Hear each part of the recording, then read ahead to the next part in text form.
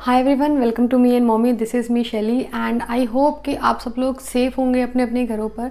जैसे कि फेस्टिविटीज़ का सीज़न स्टार्ट हो गया है, तो इस टाइम पर लाइक एवरी ईयर सब लोग का बहुत बाहर जाना रहता था, बट इस साल तो थोड़ा सा सबको रिस्ट्रिक्शन फॉलो करनी पड़ रही है। तो आई होप कि ये फेस्टिवल सीज़न हम सब के लिए बहुत सारी गुड न्यूज़ लेके आए और जल्दी से ये कोविड का टाइम चला जाए।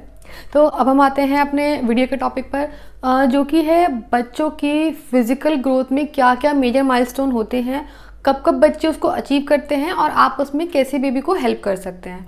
तो वीडियो स्टार्ट करने से पहले कुछ डिस्क्लेमर्स हैं जिसके बारे में आपसे बात करना चाहूँगी कि एक तो क्या होता है ना कि हर बेबी की अपनी एक पेस होती है, अपनी एक स्पीड होती है। किसी माइलस्टोन को बच्चा जल्दी लेता है, किसी माइलस्टोन को बच्चा थोड़ा सा लेट से लेता है। जैसे अगर मैं दर्श का एग्जांपल लूँ तो दर्श ने चलना बहुत जल्दी स्टार्ट कर दिया था, बट बोलना उसने कंपैरेटिवली काफ़ी लेट स्टार्ट किया। तो इसका मतलब ये नहीं होता है कि एक माइलस्टोन बच्चे का थोड़ा डिले हो गया तो बाकी माइलस्टोन पे भी उसका इम्पैक्ट आएगा, ऐसा कुछ भी नहीं है। अब बच्चों के केस में हमेशा, जब भी मैंने अपने डॉक्टर से बात की, हमेशा एक रेंज होती है उनके लाइक ग्रोथ की, उनके माइलस्टोन अचीव करने की। तो उस रेंज में जब तक बच्चा अपना माइलस्टोन अचीव कर रहा है वो बिल्कुल नॉर्मल है। तो आप कभी भी ये स्ट्रेस मत लीजिए कि लाइक बच्चे का ये इतनी एज हो गई है, उसको अब तक ये कर लेना चाहिए था, उसने ये नहीं किया। तो ऐसा मत कीजिए, क्योंकि जब भी आप स्ट्रेस में होते हैं तो बच्चा उस स्ट्रेस को फील कर लेता है। तो ऑब्वियसली कोई नहीं चाहेगा कि उनका बच्चा उनके स्ट्रेस को फील करे। तो एक चीज़ आप ये ध्यान रखिए। सेकेंड चीज़ ये इसी में कि आप कभी भी ना अपने बच्चे की ग्रोथ को किसी भी और बच्चे की ग्रोथ से कंपेयर मत कीजिए, और ना ही आप किसी और बच्चे की लाइक पेरेंट्स के सामने अपने बच्चे की ग्रोथ के बारे में बताएं। उससे क्या होता है कि सामने वाला पेरेंट भी थोड़ा सा डीमोटिवेट होता है कि अरे मेरा बच्चा भी तो सेम एज का है, उसने अभी तक ये नहीं किया। और सेम आप अपने बच्चे के साथ भी मत कंपेयर कीजिए कि उसके बच्चे ने इतना अचीव कर लिया है तो मेरे बच्चे ने को भी इतना अचीव करना ही चाहिए, और आप उसके ऊपर बहुत प्रेशर डाल रहे हैं कि नहीं, उसको बहुत ज़्यादा लाइक चला रहे हैं, बहुत देर तक बैठा रहे हैं, जिससे बच्चा ऑटोमेटिकली लाइक इतना थक जा रहा है, टायर्ड हो जा रहा है, फिर वो इरिटेट होना शुरू हो जाएगा। तो ना तो आप दूसरे बच्चों से अपने बच्चे को कंपेयर कीजिए और ना ही किसी के सामने ये शो ऑफ कीजिए कि आपका बच्चा उससे छोटा है या उससे कम एज का है और इतना सब कुछ उसने अचीव कर लिया। थर्ड पॉइंट ये आता है कि आप अपने बच्चे को समझिए कि आपके बेबी को क्या रिक्वायरमेंट है, वो अब कौन से माइलस्टोन की तरफ बढ़ रहा है, वो किस स्टेज पर है। अगर आपको लग रहा है कि आपका बेबी खड़ा होने की कोशिश कर रहा है तो भले से उसकी कुछ भी एज है तो आप उसको सपोर्ट कीजिए, अकॉर्डिंगली आप उसको टॉयज दीजिए, अकॉर्डिंगली आप उसको वो इन्वायरमेंट दीजिए, ताकि अगर बच्चा खुद से खड़े होने की कोशिश कर रहा है, कोई भी अदर माइलस्टोन वो अचीव करने की कोशिश कर रहा है, तो उसमें उसको आपका सपोर्ट मिले। लास्ट पॉइंट आता है कि जो भी पॉइंट्स है, जो भी एज ग्रुप में आपके साथ शेयर करने वाली हूँ, हो सकता है कि अगर आपका बेबी प्री मेच्योर है तो उसको अचीव करने में कुछ डिले हो सकते हैं। There is a possibility, it's not sure. Premature babies cover कर जाते हैं जल्दी ही, अगर बट कभी कभी ऐसे चांसेस होते हैं कि बिकॉज उनको नॉर्मल बच्चे की पेस तक आने में ही टाइम लग जाता है, तो उसकी वजह से कुछ स्टार्टिंग के कुछ माइलस्टोन होते हैं जो थोड़ा सा डिले हो सकते हैं। उस केस में आप अपने डॉक्टर से बात कर सकते हैं, टेंशन वाली कोई बात नहीं है उसमें भी। तो ये तो थे कुछ काइंड ऑफ डिस्क्लेमर या कुछ पॉइंट्स जो I want to mention before starting the video. So अब हम वीडियो स्टार्ट करते हैं। सबसे पहले हम बात करते हैं सबसे फर्स्ट और इम्पॉर्टेंट माइलस्टोन की, जो कि आपके आगे के हर माइलस्टोन को इम्पैक्ट करता है, विच इज़ नेक कंट्रोल। तो नेक कंट्रोल जनरली बच्चे 3 to 6 मंथ के बीच में अपना नेक कंट्रोल करना सीख लेते हैं। 6 महीने तक बच्चों को फुली अपना नेक कंट्रोल करना आ जाता है। अगर आपका बच्चा नेक कंट्रोल नहीं कर रहा है 5 मंथ तक, मतलब बिल्कुल भी अपना सर को या अपने हेड को या नेक को बिल्कुल भी मूव नहीं करता है, उसको उठाने की कोशिश नहीं करता है टमी टाइम के टाइम पे, तो आप डॉक्टर से बात कर सकते हैं। बट 5 महीने से पहले आपको इतनी टेंशन लेने की ज़रूरत नहीं है। बच्चे को इसको सपोर्ट कैसे कर सकते हैं? बच्चे के लिए सबसे हेल्पफुल रहता है टमी टाइम नेक कंट्रोल करने के लिए। जब टमी टाइम पे मैंने एक डिटेल वीडियो भी किया था। टमी टाइम बेसिकली होता है कि बच्चा, अगर आप पेट के बल उसको लिटाते हैं तो बच्चा अपने हेड को उठाने की कोशिश करता है, अपने हाथों से प्रेशर लगा के ऊपर उठने की कोशिश करता है, जिसकी वजह से बच्चे को अपने ग्रोथ माइलस्टोन अचीव करने में बहुत हेल्प मिलती है। तो अगर आपने अभी तक टमी टाइम बच्चे का स्टार्ट नहीं किया है और आपके बच्चे का लग रहा है आपको कि उसका नेक कंट्रोल प्रॉपर नहीं है, या वो रिस्पॉन्स नहीं देता है, या वो भी बैठता नहीं है, तो आप टमी टाइम ज़रूर स्टार्ट कीजिए। टमी टाइम करते टाइम वो क्या प्रिकॉशन लेनी चाहिए, कैसे टमी टाइम करना चाहिए, उस वीडियो का लिंक मैं डिस्क्रिप्शन बॉक्स में डाल दूंगी, तो आप वहाँ से देख सकते हैं। तो टमी टाइम आप ज़रूर दीजिए बच्चे को, वो बच्चे की नेक कंट्रोल में और आगे के जो भी उसके माइलस्टोन है सब में ही बहुत हेल्प करता है। नेक कंट्रोल अगर बच्चे को आ गया है, उसके बाद बच्चा स्टार्ट करता है रोल ओवर करना, मतलब पलटना। कि अगर आपने बच्चे को पेट के बल लिटाया हुआ है तो बच्चा अपने आप ही सीधा हो जाता है। तो ये बच्चे जनरली 4 to 7 मंथ्स के बीच में सीख लेते हैं। 4 to 7 मंथ के एज में बच्चे दोनों साइड पे पलटना शुरू कर देते हैं। आप बच्चे को हमेशा ये एनकरेज कीजिए कि वो सिर्फ, अगर आपको लग रहा है कि बच्चा हमेशा राइट पे ही पलटता है तो आप उसको लेफ्ट पे पलटने के लिए भी एनकरेज कीजिए। बच्चों को आइडियली दोनों साइड पे ही रोल ओवर करना चाहिए सो दैट कि they can maintain a balance. अगर आपका बच्चा 7 मंथ का हो गया है और अभी भी उसने बिल्कुल भी रोल ओवर करना नहीं स्टार्ट किया है तो आप अपने डॉक्टर से बात कर सकते हैं। इसमें कोई भी टेंशन वाली बात नहीं है। अगर कोई माइलस्टोन डिले भी होता है तो वो कोई प्रॉब्लम नहीं होती है। जो एज ग्रुप में आपको बता रही हूँ ये मैक्सिमम लाइक एक एवरेज निकाला जाता है कि हाँ, इस जनरली ऑन एन एवरेज इस एज के बच्चे रोल ओवर करना सीख लेते हैं।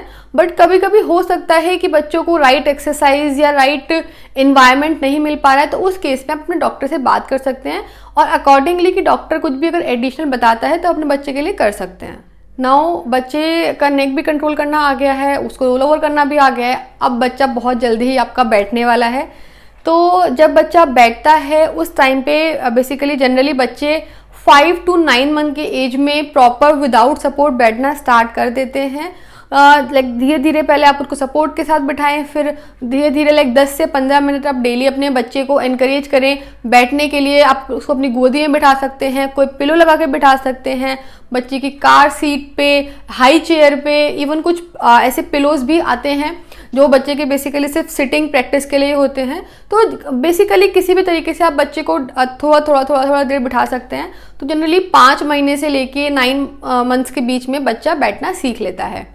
अब बच्चे को बेसिकली आपको बैठने के लिए सिर्फ प्रैक्टिस ही करानी होती है। आप उसको लाइक बैक की और लेग्स की मसाज भी डेली कीजिए, उससे बच्चे को बहुत हेल्प मिलती है। इसके अलावा अगर आपका बच्चा 10 मंथ्स का हो गया है और विदाउट सपोर्ट वो नहीं बैठता है तो उस केस में डॉक्टर से आपको बात करनी चाहिए और बात करके देखना चाहिए कि आप बच्चे के लिए और क्या एक्सरसाइज या क्या फिजिकल एक्टिविटीज इंट्रोड्यूस कर सकते हैं जो कि बच्चे को बैठने में सपोर्ट करेगी। नाउ नेक्स्ट माइलस्टोन आता है क्रॉलिंग। तो क्रॉलिंग जनरली बच्चे 6 to 9 मंथ की एज में स्टार्ट कर देते हैं डिपेंडिंग ऑन कि वो सिटिंग में कितने कंफर्टेबल हो गए हैं। और क्रॉलिंग में भी बच्चों को टमी टाइम बहुत हेल्प करता है। जब भी बच्चे अपने पेट के बल लेटे होते हैं तो वो अपने हाथों से और अपनी नीज से प्रेशर लगाते हैं उठने के लिए, जो कि उनको क्रॉल करने में एक्चुअली सपोर्ट मिलता है। उनको समझ में आता है कि वो इस तरीके से आगे बढ़ सकते हैं। तो आप टमी टाइम ज़रूर दीजिए अपने बच्चे को, वो क्रॉलिंग में भी उसको बहुत हेल्प करेगा। और अगर आपका बच्चा इस एज ग्रुप में फॉल करता है, क्रॉलिंग नहीं कर रहा है बट वो other science of development show कर रहा है, जैसे कि वो खड़े होने की कोशिश कर रहा है या आगे आगे खिसक रहा है, तो टेंशन की बात नहीं है। क्योंकि काफ़ी बच्चे होते हैं जो कभी क्रॉल करते ही नहीं है। दर्श के केस में भी ऐसा ही था, उसने सिटिंग के बाद सीधे खड़े होना स्टार्ट किया था। तो क्रॉलिंग काफ़ी बच्चे स्किप कर जाते हैं, दिस इज़ एब्सोल्युटली नॉर्मल। सो अब नेक्स्ट आता है स्टैंडिंग। तो जनरली 8 to 12 मंथ्स के बीच में बच्चे खड़ा होना स्टार्ट कर देते हैं। आपको अपने बच्चे के साइंस को समझते हुए उसको खड़े होने की प्रैक्टिस करानी होती है। बेसिकली आप उसको अपने हाथों से का सपोर्ट देके खड़ा करा सकते हैं। कोई टेबल है, चेयर है, एनीथिंग, कोई दीवार के सपोर्ट के साथ आप उसे खड़ा करा सकते हैं। बेसिकली बच्चे को आपको स्टार्टिंग में सपोर्ट देना है और धीरे धीरे बच्चा को समझ में आ जाएगा कि उसको अपने पैरों की स्ट्रेंथ को यूज़ करके खड़े होना होता है बिना सपोर्ट के। तो इसी तरीके से आप बच्चे को हेल्प कर सकते हैं इस माइलस्टोन को अचीव करने में। इसके अलावा बच्चों को मसाज भी बहुत हेल्पफुल रहती है। आप अपने 2 साल से छोटे बच्चे को ज़रूर रेगुलरली कोशिश कीजिए कि आप उसको डेली बेसिस पे मसाज करें। मसाज से बेबी को एक तो जो वो पूरे टायर्ड होता है पूरा उस एक्सरसाइज में, उस खड़े होने की प्रैक्टिस में, वो उसको एक रिलैक्सेशन मिलता है।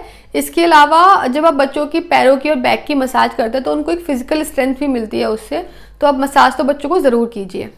अगर आपका बच्चा 15 मंथ्स का हो गया है और बिना सपोर्ट के खड़ा नहीं होता है तो आपको एक बार डॉक्टर से कंसल्ट करना चाहिए और देखना चाहिए कि आप उसके लिए क्या एडिशनल और कर सकते हैं। नाउ लास्ट आता है एक बहुत बड़ा माइलस्टोन जिसके लिए हम सब लोग बहुत ईगरली वेट कर रहे होते हैं कि कब हमारा बच्चा चलेगा। तो वॉकिंग, जितने भी स्टार्टिंग के माइलस्टोन जो मैंने आपसे डिस्कस किए हैं वो सब बेसिकली आपके बेबी को वॉकिंग के लिए ही प्रिपेयर कर रहे होते हैं।